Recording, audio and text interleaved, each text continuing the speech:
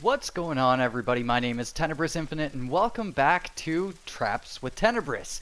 For today, we're going to be talking about a pretty cool trap. Essentially, this is an automatic car trap. So this is both an automatic trap and a location-based trap, and it's going to be one of the first location-based traps I talk about with you dudes. So this trap is really simple to set up, has tons and tons of applications, and yeah, let's just get into talking about it, and then I'll show you some examples of it in action. This trap, in my opinion, is one of the better traps in the game because it is a trap that isn't very heavy on your inventory. Essentially, you can make this out of any vehicle, some mines, and some sort of a lure. And the good thing about this trap too is that if you get enough vehicles kind of chained together in a location, you can make some pretty powerful explosions out of this with a very minimal cost. So in order to set this up, it's pretty simple. You just put down a landmine at one side, landmine at the other side, landmine at the other side, and then the final landmine right there. And then you just hop up on top of the car, place your lure right on top. I really like the design of this trap because it kind of looks like old school police car almost. So with the design being very simple, let's just run through some examples here of how you can actually apply this trap in game. So we'll start off here with an example of how you can set up this trap on the fly and use it in the middle of combat.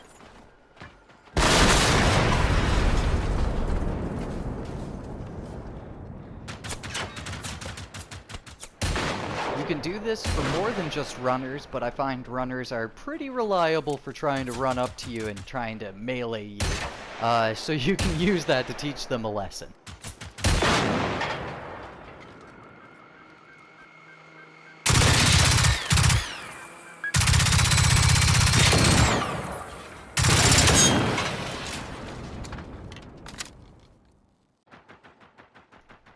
And next up here, we're showing how powerful this trap can be when you chain together a couple cars.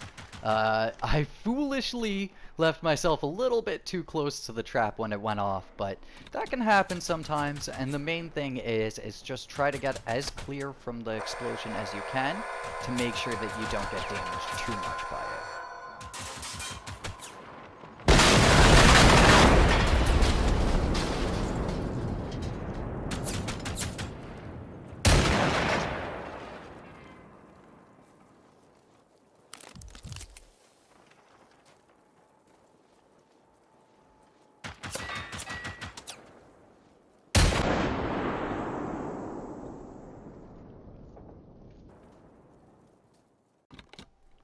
This here was a little bit of a pucker moment for me, but it's another great example of how you can just set up this trap on the fly.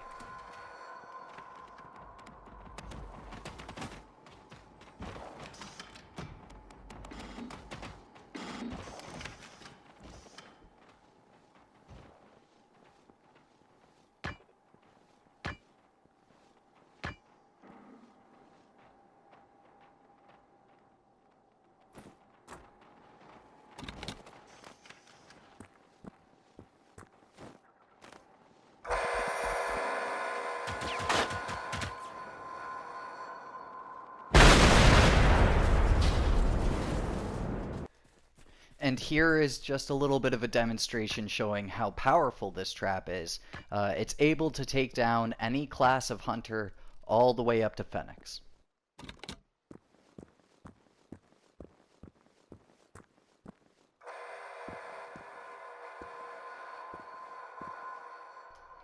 Sometimes when you're setting up these traps, you have to be a little bit patient and just wait for the enemies to come.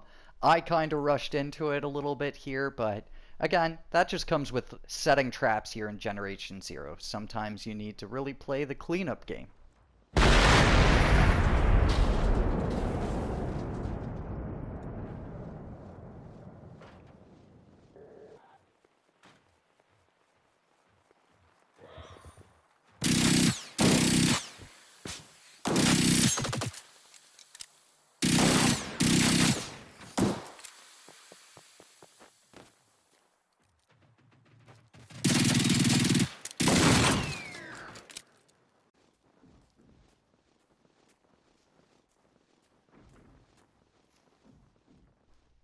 So again, this trap is super effective for runners and hunters. It doesn't quite pack the punch that you need for harvesters and tanks, but it does its job very well if you're in a situation where you've got a mental amount of hunters or a mental amount of runners.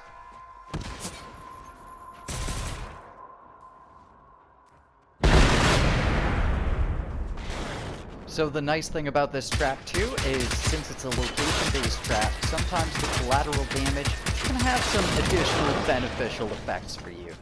Always check your location though to be sure that you aren't standing close to something that could potentially blow you up, because sometimes traps can go awry like that.